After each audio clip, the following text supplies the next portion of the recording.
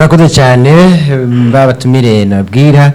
ndabona Olivier nkuru nziza akaba arongoye umugambwe w'abadasigana iprona akaba ari n'umushinga amateka nagira ngo mbaze ko turiko turavuga imbonakazoza y'igihugu cifashe mu 2040 n'igitembere na 60 ibiturire uko turiko turavyumva turiko turabica hirya no hino biruko uko biruko mwavyumvise mwumvise no mu gihugu ingene bimeze mubona iyo mbonakazoza yoshoboka atagikozwe. Murakoze kuduha ijambo no kudutumira muri kino kiganiro. Rero igiturire twebwe icyo mvuga mu Burundi nibutse kuri yari cyubahiro umukuru w'igihugu Petero Nkurunziza yari yaravuze yuko ashaka kugira icyo bita tolerance zero, ariko iyo tolerance zero yavuzwe mu majambo gusa ntiyigeze ija mu ngiro, ahubwo ibiturire byaragwiriye abantu barajya ibiturire ku buryo burengeye mu nzego zose se ni Rwanda bivuga abahinga babivuze. Ikindi jewe cantangaje nuko mu mwaka w'ibihumbi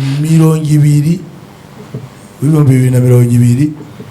ubushikiranganje bwahora buraye ibyo kurwanya ibiturire kandi bwahora buja imbere y'inama nshinga amateka kugira ngo bwerekane aho ico giturire kiri, baciye babukura ya brigade anticorruption yari kurwanya ivyo bintu ikiravaho n'amategeko bariko baravuga bavuga ngo babitwaye muri parquet. Userukira umukuru w'igihugu yamye bisigura byo naravye ndavyumva bica birasubiza inyuma ahubwo kurwanya ibiturire. Ibiturire rero mu Burundi turabona yuko ubutungane nk'uko babivuze bukiri uko kubikiri n'ivyanditse mu ibwirizwa shingiro bavuga bati mbebwe indongozi z'igihugu mugiye ku nzego z'igihugu mwebwe mutowe genda mwerekana ivyo mutunze bikaba bidashigwa mu ngiro, no kuvuga mu yandi mategeko n'amategeko ariho ntashigwe mu ngiro.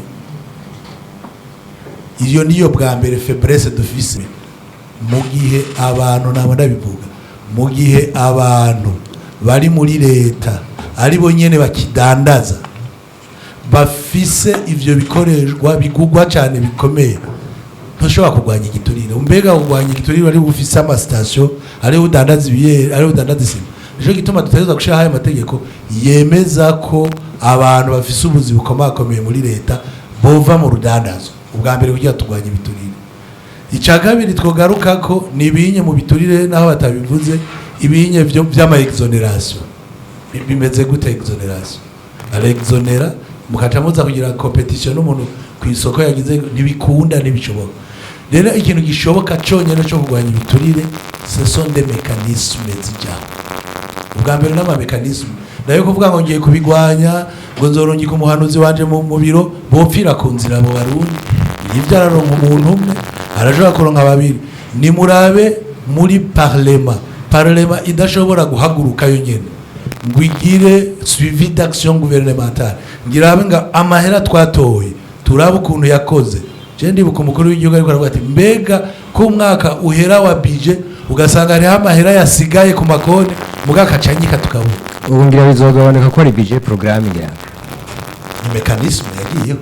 ishobora kurwanya ibiturire irashoboka. Ubu turifuza ko hajaho vya digitalisation kugira haze e-tax kugira haze kuko ivyo nivyo byonyene bishobora kurwanya muga abantu bagikoranako intoke kuzindi baganira ka mwana wa mama ka cuti yanje biracanguye. Icanyuma ngira merezeko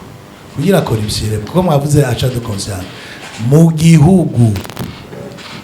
gihugu abantu bakigira ka mwana wa mama ka mugambwe wanje ukavuga ati uwo muntu ko yari mu mugambwe wanje niwe Mike yakora ikosa bikakugora kumukuraho naho nyene biragoye. Nico gituma tuteza kuvuga duti nkuko babivuze dushire hamwe abantu babibona bumva ko bogwanya igiturire bumva ko bohaguruka ntibive mu majambo bije mu bikorwa. Olivier nkuru nziza munduhere micro Kefane bizi nawe arongoye umugambwe Kodebu namwe muvugi ku bijanye n'igiturire hano mu Burundi mubana vyifashe gute byankira he bijanye n'ukirwanya. Murakoze cyane ubwa mbere twatuma dushime kino kiganiro mwatunganije kuva kuvyerekeye ibiturire. Ubwa kabiri dushime ko natwe mwadutumiye. Ubwa mbere dans un système démocratique mu bihugu vya demokrasi kugira ngo ibiturire bigwanywe bivana n'ingene inzego ubwazo zijaho. Nk'akarorero dushobora kuza gusaba umucamanza yatanze igiturire kugira ngo nk'akazi umubwire nawe azogwanya igiturire ntibishoboka. Dushobora guhitana umuntu mu matora kugira ngo atogwe yahitanye PV agahindura akandika ibindi ngo mujane mu biro ngo ashobore gukora ibintu bitomoye ntibikunda. Wahitanye umusuma umujana gutunganya ubutunzi icakora abandanya abwira. Zumvikana yuko icambere kugira ngo mu bihugu vya demokrasi bikunde kwibiturire bigwanywa nuko inzego ubwazo zijaho mu muco. Mugazo tagiyeho mu muco abantu bagiyeho bivye abara basuma bashitse mu nzego bashishikara biba naho ujya guhitana umuntu aca igitoki bimwe Rusiri yavuga ibi bitoki canke asopa abantu mu ifuko ukamujana akabugira umukuru wo abandanya vyabindi niko bigenda. Hanyuma ikindi kijanye n'ibi vyo kurwanya ibiturire, murabona dufise ibwizwa shingiro ritegeka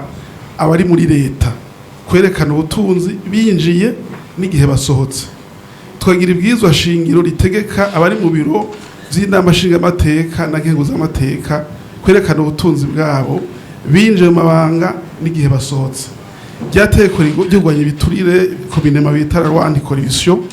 yerekana ko abantu bose bajira amafaranga gushika ku kontable canke caissier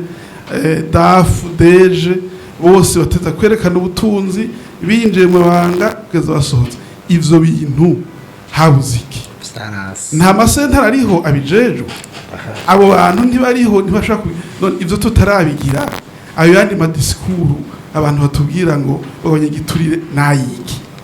Mu bisanzwe jewe nitegereje nibaza yuko mu nzego z'igihugu uyu munsi ahubwo umugambi nyamukuru bafise ari ukurondera ubutunzi buciye mu mwijima naco gituma banka kwemera izi mekanisme ziriho. Namvuga mu mekanisme none yashizeho n'ibwizwa shingiro nashizeho n'amategeko ikindi kintu kizoza kibisumba n'icahe. Hanyuma honorable yabivuze barakuyeho inzego zose z'urwanya ibiturire ya sentare ca gipolisi. Uragenda urabe n'aya ma inspection uhere kuri inspection ya d'Etat ugenda no vyita ma inspection sectorielle usanga amafaranga bafise ari guhemba abakozi gusa nta n'igitoro baronka cyo gushaka kuri tere babigiye bagenda ukwezi kumwe ahandi usanga yaheze. Ibije narabikozemwe aho usanga bakubwira ngo uze gukontrole ntara zibiri utagira n'imodoka y'urwanya igiturire. Ivyo vyoshoboka gute? Zumvikana yuko ibintu vy'urwanya igiturire kuva ajya amasezerano agiyeho mwaka wa 2003 vyaciye bicika nk'urufatiro cyane cyane kugira ngo uronke imfashanyo. Nico gituma abakuru b'ibihugu bose abashefu bose barabivuga kugira ngo banezereze amakungu banezereze abantu yuko ariko arabikora. Mugabo ngaha muri Afrika no muri dusubiye inyuma nta bikorwa nyezi navyigeze bikorwa. Hanyuma akandi karorero mwe muvuze ngo ari abantu bapfunzwe nimwiyumvire ahantu hariho code penale ihana abagibiturire hakabaho n'amarwa specifique mukaza buva tubwiye ngo bashizeho konti ya leta umuntu yanyurije amafaranga ya leta wagende wenyene yijaye ku giti ciwe washeka amafaranga ngo basi nkuko mbenga abantu basuma biba leta turiko turabasenga turakomera amashati muradutabara mwijane zaturaniye kubafata. Mugabo abivye amatelefone kuri bata buzuye mu gasho uwafatanye igitoki ari mu gasho mugo watwaye mu miliyaridi bavuga ngo twagize imana yawuzanye aguma yidegenza canke ngo basi ni wizane wewe. Iyo bene ayo matangazo yerekana yuko leta iba yananiwe mu gifatwa twavuga ko ari aveu de faiblesse kuko ntushobora gufata umuntu yakwivye umubwire ngo urazana amafaranga yo kwiti cawe ahubwo mukurikire umufate uraba amateka ivyo avuga wongere uyashire mu ngiro. Rero ikintu je nibaza gikenewe hari ibintu hagarutse ko bose ibintu vya reforme kandi zikaja mu ngiro nk'ibi bintu vya declaration des avoirs imbere ko umuntu yinjira amabanga n'ingene asohoka ibi bintu vyoshirwa mu ngiro amategeko akurikizwa n'abandi babwiza ukuri yuko toroha gahengwe gatoye kuko abantu banyuza amatungo ya leta sabandi n'abajeje amabanga ya leta ivyo nta n'ikindi kintu bisaba jewe mbere nk'umuntu atabikora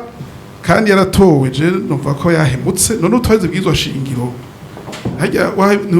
guhemukira igihugu yabisa n'ivyo hanyuma ikindi hariho ibindi bintu burya natwe bw'ibigambwe turasubiza inyuma ivyerekeye kurwanya ibiturire ndabaha akarorero jewe nk'umuntu yonzanira imiliyaridi 6 nganje amatora akanterera hanyuma nkatsinda muri kodemo ngira ingene uwo muntu mwoza kumukora ko ngo wagira ibiturire ntereye 6 miliyari ngese amatelefone je ndabwiza ukuri ibintu nabikozemwo ndaza amadosiye twagenda avamidi ukagenda gutora document babwira ati ni vyinshi turindire muzego ka premidi apremidi hajaza telefone ati bijya turabizi manze murindire zwagira ikindi ndafise DKN turuwa novuganira ndazi n'abantu bahabwa amamitation bakafatwa nabi bava ngo ntibakopera ariko bakora amadosiye bababujije rero nukuraba yuko natwe bw'imigambwe amahera turonka ko atayaza atubuza canke tuza kubera intambamyi bariko ragwanya igiturire ko tuvuga duti nakarantereye nimba atarisha amakora kwiye mureke ariko arisubiza nakarantereye twamuhaye isoko nimba atayikoze neza ya yandi yaduhaye yavuye ngaha ni mu mureke rero niki kintu kirakenewe yuko la clarification umuco mu vyerekeye ro financement de parti politique barakoze cyane impande yawe hariho uburongoye ishirahamwe Rushoto Vianney Ndayisaba urakoze kuduha kanya bambere umaze gushima cyane kubona mwaratumye muri kiganiro ciza kirwanya ibiturire kuko natwe muri Rushoto byo tukora bya misi yose turabona amasegiteri menshi sangwa aramwe n'ibiturire kubona karingwane idasanzwe ku gihugu tuko turavuga iby'igiturire ko bihari kwe muri Rushoto turavye byo tubana byo kuri tele turemeza neza kibiturire bihari mu mpande no vuga zose z'igihugu ngomba uvuge mu makwe atatu makuru dusanzwe muraje dukoreramwo hari nani nabona bwire yuko mbanje kugiturira nini utungane bw'u Burundi secteur judiciaire irangwa n'ibiturire icyo novuga nka 85% kandi utungane novuga ko ari rwego uhambaye wategerezwa kuba cyo no kwitwa pilier y'igihugu kugira ngo igitwe kishobore kuvaho nabo ni usanga bakijya cyane